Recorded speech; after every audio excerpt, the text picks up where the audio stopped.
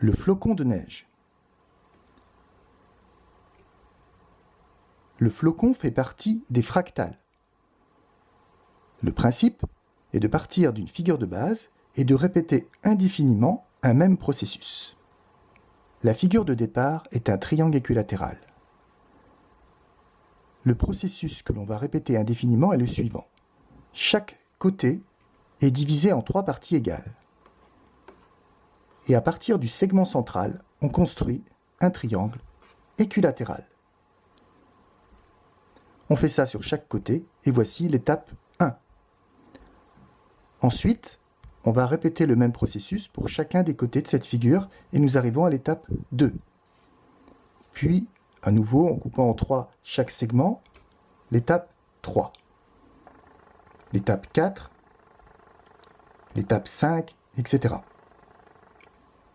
On aimerait savoir le nombre de petits segments qui composent cette figure. C'est là qu'interviennent les puissances. Pour comprendre ce qui se passe, chaque segment est transformé en 4 segments plus petits, ce qui signifie que on a 4 fois plus de segments lorsqu'on passe d'une étape à une étape supérieure.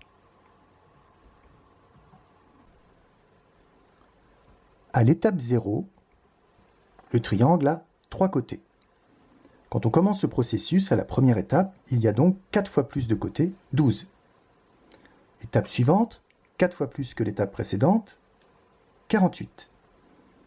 L'étape 3, 4 fois plus que l'étape précédente, 192, etc. À chaque fois, on rajoute une multiplication par 4.